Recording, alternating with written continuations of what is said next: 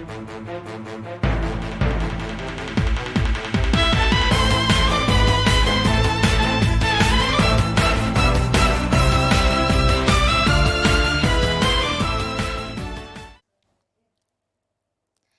Sobat Muter, selamat datang di Pod WPS, Podcast with Peradilan Semu. Bersama saya Merita sebagai host hari ini.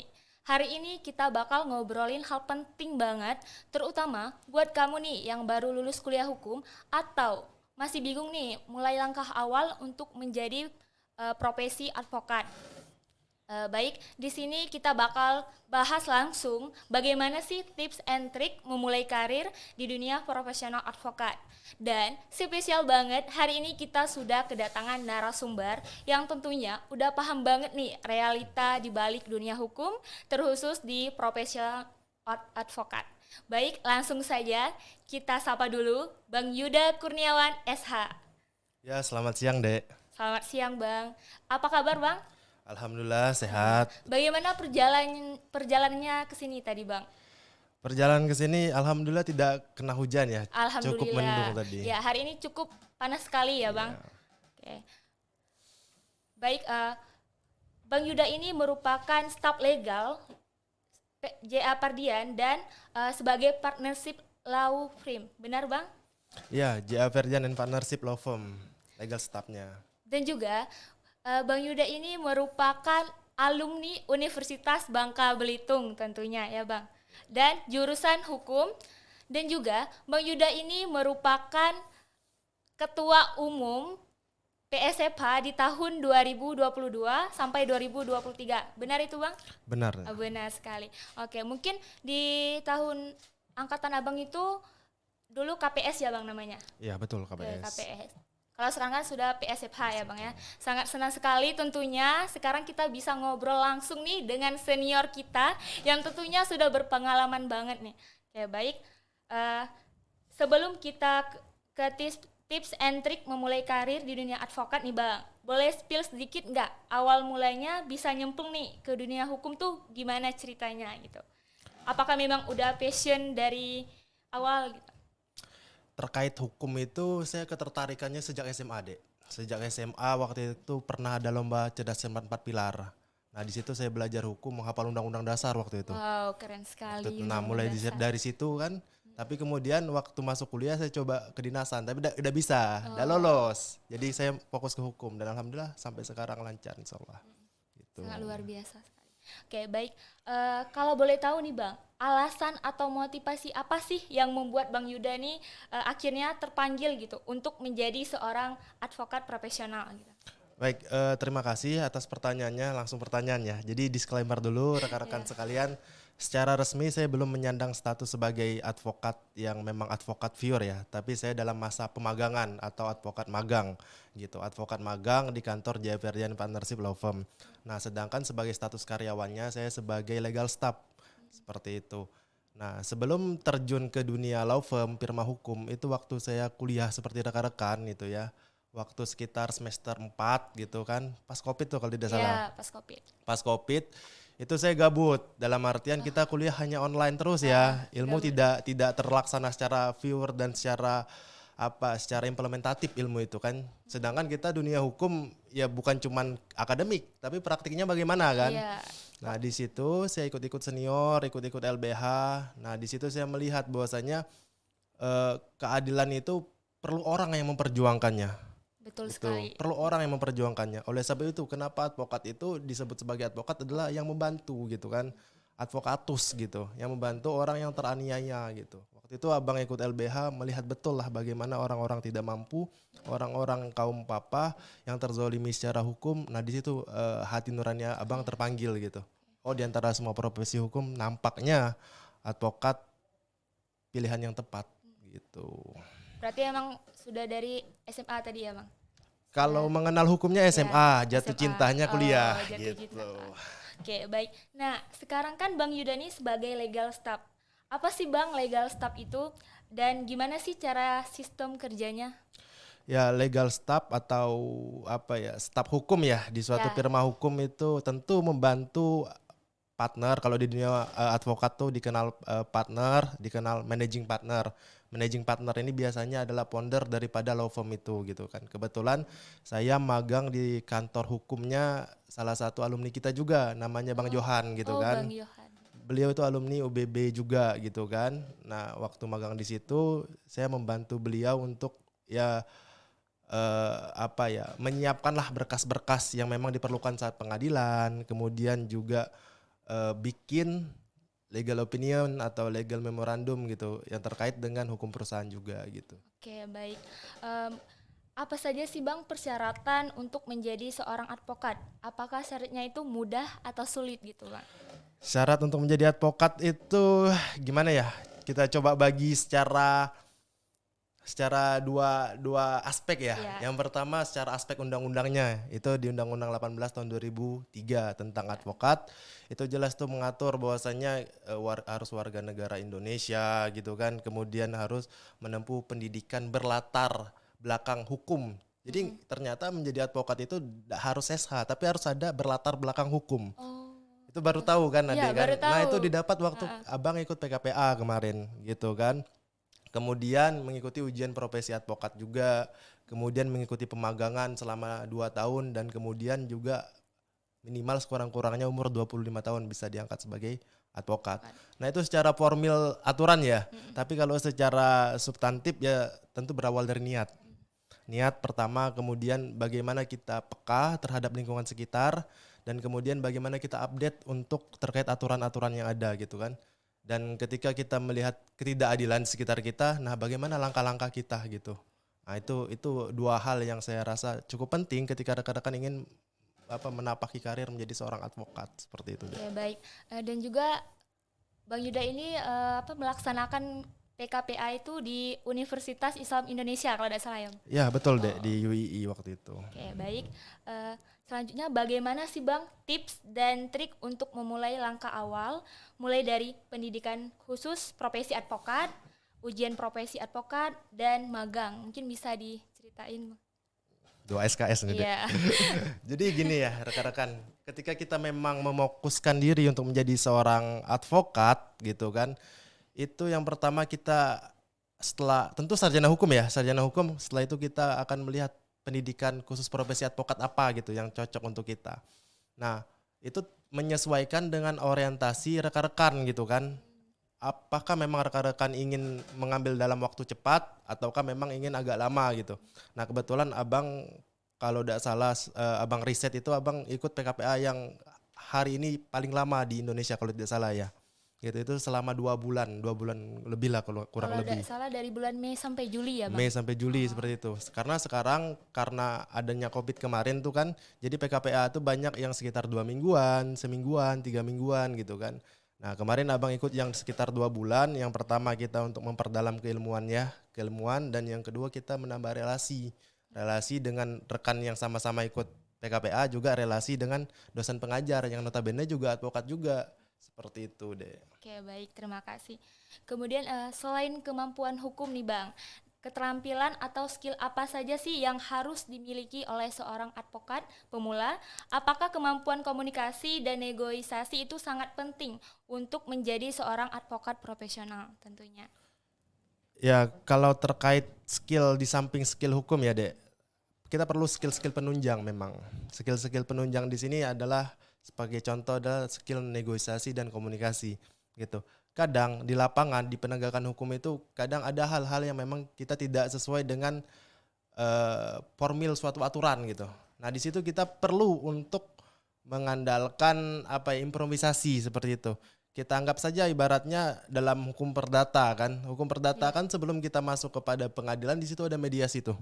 Nah, itu ketika kita menjadi seorang kuasa hukum atau penasehat hukum, bagaimana kita membela kepentingan klien kita dan ibaratnya mencapai titik di mana para pihak tidak merasa dirugikan. Nah, itu kan skill komunikasi dan negosiasi yang dipergunakan di situ gitu deh. Sangat penting itu. Berarti skill komunikasi dan negosiasi ini sangatlah penting ya Bang ya? Penting banget itu deh. Oke, baik. Kemudian nih Bang, ngomong-ngomong tentang pengetahuan akademis dengan praktik lapangan, mana yang lebih prioritas untuk berkarir di bidang advokat nih Bang? Atau sama mempunyai prioritas sendiri gitu Bang? Jadi dalam praktiknya ya, itu prioritasnya itu sebetulnya kita tidak bisa menyampingkan dua-duanya itu nggak bisa gitu. Tetap kita harus berpegang teguh pada dua-duanya. Akademik sebagai ranah bahwasanya kita mempunyai eh, dasar ya, pemikiran, kemudian kajian, analisa, itu akademik itu bekerja. Nah, ketika kita sudah berbicara tentang bagaimana kita mengadvokasikan pendampingan ya, kemudian membela pun nanti di ruang persidangan gitu kan, menyusun draft berkas. Mungkin adik-adik peradilan semu sudah belajar tuh dari mulai Sudah. gugatan gitu kan, tergugat ataupun dipidana ada eksepsi dan lain sebagainya. Itu dua ranah itu tetap bekerja itu antara akademik dan praktik gitu kan. Jadi itu tidak bisa saling diprioritasin satu, ntar dia cemburu kalau salah satu Iya, kita pilih gitu. betul sekali. Berarti pengetahuan akademis dengan praktik lapangan ini saling melengkapi gitu. Saling melengkapi, betul deh, saling melengkapi. Oke, baik. Kemudian Bang, tantangan apa saja sih yang dihadapi ketika masuk ke dunia profesional dan tantangan terbesar yang dialami saat mulai karir dan bagaimana sih cara menghadapinya gitu? Tantangan terberat seorang sarjana hukum adalah pilihan hidup ya setelah kuliah. Itu adalah Wah. pure yang abang sendiri rasakan dan abang mengamati rekan-rekan abang yang satu angkatan gitu kan. Pilihan hidupnya itu mau kemana gitu. Nah, di sebagian orang itu menempatkan advokat sebagai pilihan terakhir.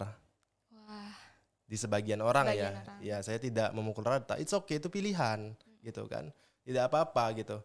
Nah, tetapi abang sejak abang kuliah itu semester 4 karena memang terpanggil jiwanya untuk membela orang yang memang membutuhkan, itu abang menetapkan hati untuk memilih profesi advokat ini gitu kan.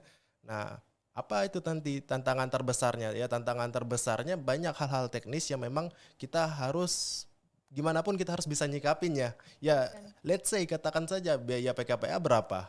Biaya upah berapa? Belum nanti pelantikan dan lain sebagainya. Sedangkan orang tua taunya kita SH sudah bisa begawi, bisa bekerja langsung seperti ya, itu Bang, ya. kan. Tapi ya itu tadi ikhtiar sama doa, insya Allah ada jalan kok ke arah sana. Baik.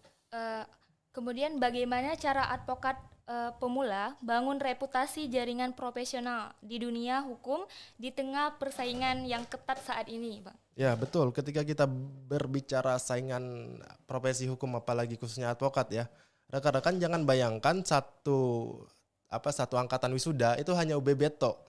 Kita di Bangka Belitung ini ada berapa kampus yang memiliki fakultas hukum? Ada Betul 4 gitu kalau saya tidak salah. Baru di Bangka Belitung. Nanti di luar berapa ribu, kan Iya, berapa ratus orang yang wisuda dengan sebagai titel sarjana hukum. Nah, perlu yang harus kita garis bawahi ketika kita menjadi mahasiswa, kita harus menemukan karakter kita sebagai pembeda, sebagai ciri khas kita. Nah, bebas diekspresikan dalam bentuk apapun itu. Apakah dalam bentuk tulisan, karya gitu kan. Dan kalau abang kemarin berbicara terkait dengan pengalaman, abang ketika sudah di semester 4 memutuskan untuk menjadi seorang advokat gitu, abang menggali potensi abang di bidang advokat dengan ikut pelatihan-pelatihan. Itu kan skill yang kalau kata orang itu bisa nantilah, tapi abang sudah cicil dulu gitu skill-skill itu ya. Waktu itu abang sudah kenalan dengan legal opinion, bisa sudah kenalan dengan legal memorandum, bisa juga audit hukum waktu itu. Itu gara-gara Covid juga ada juga sih dampak positifnya. Abang ikut pelatihan online. Nah, itu fokus di situ, cari pembedanya, gali potensi. Nah, di situ tuh satu saat kita bakal dilirik nih. Oh, ini beda nih. Gitu kan daripada mahasiswa hukum lainnya. Oh, potensinya ke sini, potensinya ke situ gitu kan. Nah, jadi di situ siapa tahu kan satu saat bisa menjadi jalan bagi rekan-rekan untuk survive setelah mendapat gelar titel sarjana hukum itu deh, seperti itu. Oke, baik. Kemudian bagaimana sih Bang mengawali dengan mendapatkan klien saat masih menjadi advokat pemula? Nah, tentu kan sangat mungkin untuk pemula itu sangatlah susah atau untuk mencari klien gitu. Bagaimana mengawali hal tersebut gitu? Ya, jadi begini, ketika kita berbicara advokat, tentu kita berbicara pekerjaannya apa gitu kan. Tentu sekali, membela orang. Orang itu adalah klien tadi kan. Gitu. Nah, bagaimana kita mendapatkan orang? Sedangkan di dalam undang-undang advokat sendiri kita tidak boleh kode etiknya itu mengiklankan diri. Nah, kita tidak boleh ibaratnya terlalu menawarkan kemampuan kita kepada orang lain gitu. Mengiklankan diri lah bahasanya, itu tidak boleh, promosi. Ini beda di Amerika. Kalau di Amerika advokat, lawyer itu malah spanduk-spanduknya kala-kala caleg-caleg itu deh, serius. Nah, tapi kalau advokat ini ya bagaimana cara membangun reputasinya yang baik. Nah, itu tadi kita gali sejak mahasiswa. Kita bikin tulisan yang memang itu aktual ya, yang bersentuhan dengan permasalahan di masyarakat. Kemudian ikut pada senior-senior yang telah melakukan banyak advokasi di situ kan. Kita banyak belajar di situ. Nah, ya sedikit banyaknya senior-senior itu orang-orang yang dibantu juga kenal kita kan. Iya. Nah, itu. Nah, beberapa kali sih Abang pemanfaatan dunia medsos juga berperan penting tuh. Gitu. Beberapa kali ada yang konsultasi kan gitu terkait dengan bagaimana sih penyelesaian permasalahan hukumnya gitu kan. Ya memang sebagai advokat di satu sisi kita membela berdasarkan sesuatu yang mulia, tapi di satu sisi kita jangan terlalu terfokus dengan hal-hal yang bersifat material, karena itu bisa menyusul gitu. Nah, sedikit Abang tambahkan, mengapa Abang terpanggil untuk menjadi seorang advokat? Waktu itu ketika COVID, Abang melihat video yang saat itu adalah advokat senior yang baru saja meninggal, Pak Hotma Sitompul ya. Waktu itu beliau bercerita, kalau ingin jadi advokat, habis lulus, masuklah ke LBH, taruh hatimu pada masyarakat kecil, gitu kan, membela mereka yang tidak dibayar. One day, satu saat ketika kamu dibayar, kerjaan kamu akan bagus. Nah, itu sudah Abang lakukan sebelum lulus kuliah.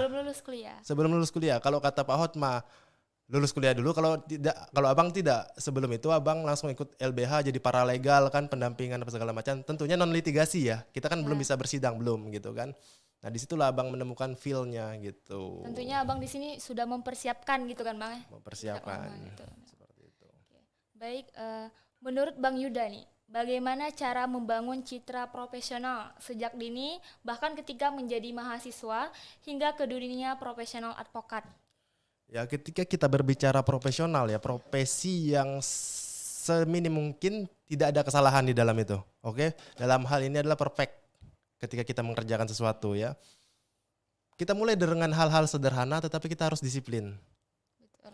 Tepat waktu, on time, kemudian integritas, jujur dan lain sebagainya. Itu kalian asah lah sejak zaman mahasiswa.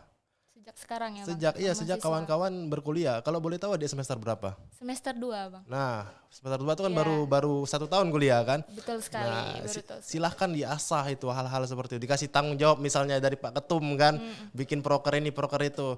Kalau bisa sebelum deadline sudah clear. Karena itu sangat-sangat terpakai ketika kita sudah dalam dunia profesi. Dan satu lagi, ketika kerjaan itu sudah clear, diupayakan jangan sampai ada kesalahan gitu. Karena kita berurusan dengan nasib orang. Iya kan? Betul. Sekecil-kecilnya perkara pidana itu berkaitan dengan kebebasan orang. Sekecil-kecilnya perkara perdata itu berkaitan dengan harta benda orang. Gitu. Jangan sampai kita mengecewakan mereka atas jasa kita gitu deh, profesional. Ngomong-ngomong nih Bang, bagaimana sih proses penanganan kasus oleh seorang advokat hingga ke tahap ke pengadilan Bang? Prosesnya sih bermacam-macam ya, tergantung dengan kasus apa yang masuk gitu kan. Yang pertama kita harus kualifikasi dulu, apakah perkara ini masuk dengan perkara pidana, perdata, kemudian apakah bisa dilakukan upaya hukum untuk keduanya, apakah perkara itu masuk tun dan lain sebagainya kan, kita harus kualifikasi. Nah, setelah kita kualifikasi baru kita tentukan hubungan hukumnya apa, peristiwa hukumnya bagaimana gitu kan. Nah, setelah itu sudah kita dapatkan, baru kita rumuskan upaya hukum apa yang bisa kita lakukan gitu kan. Tentunya kalau misal kita berbicara perdata ya otomatis adalah mediasi dulu gitu kan, untuk menemukan win-win solution gitu. Tetapi kalau kita berbicara pidana itu ya tergantung apakah kita dari pihak korban, apakah kita dari pihak pelaku gitu kan. Iya. Kita mendampinginya itu bagaimana. Ya di situ kita, jadi jangan salah kaprah ya, pengacara atau lawyer itu bukan membela mereka yang salah, bukan. Tapi membela hak-hak mereka selama berhadapan dengan hukum. Seperti itu kan. Jadi selama proses penegakan hukum tuh dari awal sampai putusan akhir gitu kan, sampai apakah nanti mau PK atau apa atau eksekusi. Nah, di sini nih para pihak mempunyai hak. Nah, advokat itu mengawal itu tuh. bukan membela kesalahannya, bukan gitu. Jadi seperti itulah. Kembali ke pertanyaan tadi terkait dengan apa tadi? Penanganan kasus, Bang. Penanganan kasus. Oleh seorang advokat hingga ke tahap pengadilan. Tahap pengadilan ya. Kalau hingga ke tahap pengadilan berarti sebelum itu. Berarti dari penyelidikan gitu kan. Kemudian kalau udah masuk ke pengadilan ada penuntutan di situ, ada pembelaan gitu kan. Nah, kemudian ada putusan gitu kan. Nah, jangan salah juga, setelah putusan tuh kalau memang kita masih dipercaya oleh klien gitu untuk mendampingi dia, masih ada ruang kita pendampingan di mana itu di lapas. Masih berlanjut ya, Bang? Masih berlanjut. Ya tergantung kepercayaan klien itu ke kita lah gitu kan. Terkait dengan penegakan hukum. Ya kita lihat tadi kembali apakah ranah tersebut masuk pidana, apakah masuk perdata. Jadi memang itu tadi metode yang sudah Abang bilang. Oke. Baik, gak kerasa Bang kita udah di terakhir nih pertanyaan yang cukup hot sekali. Pertanyaannya, apakah menurut Bang Yuda nih profesi advokat di Indonesia ini telah dijalankan dengan baik? Nah, berbicara terkait dengan hal tersebut kita harus melihat perkaranya kejadiannya secara kasuistis deh. Kasuistisnya kayak gini. Kita sebagai anak hukum ya tentu sering membaca yang namanya putusan ya. Putusan itu kita membaca bagaimana sih dalil-dalil seorang advokat tuh dalam membela. Nah, Abang menilainya dari situ tuh. Bagaimana membentuk suatu argumentasi hukum yang memang sesuai dengan hukum dan memang mengena gitu kan. Nah, walaupun akhir-akhir ini memang banyak ya oknum advokat yang memang tersandung permasalahan gitu kan. Bukan cuma oknum advokat. Semua penegakan hukum pun hari ini jauh panggang dari api istilah kata gitu. Nah, kita lah ini ke depannya menyiapkan diri gitu kan. Selain keilmuan yang terus kita asah di kelas, relasi yang harus kita bangun, ya pribadi kita lah gitu. Bagaimana kita menegakkan hukum secara benar, secara sesuai dengan aturan gitu kan. Jangan sampai kita menegakkan hukum tapi dengan cara yang melawan hukum. Betul. Dengan cara yang melanggar hukum. Betul. Nah, bagaimana itu kan? Di situ dipertaruhkan gelar kita, keilmuan kita, kepercayaan klien, belum nanti sumpah jabatan masing-masing ya. Penegak hukum kan yang harus dipertanggungjawabkan harus dipertanggungjawabkan dunia akhirat tuh kalau bagi yang beriman gitu kan seperti itu. Itu deh. Baik, mungkin boleh nih Bang kasih closing statement nih buat teman-teman di luar sana yang sedang berjuang nih untuk menuju ke dunia advokat tentunya.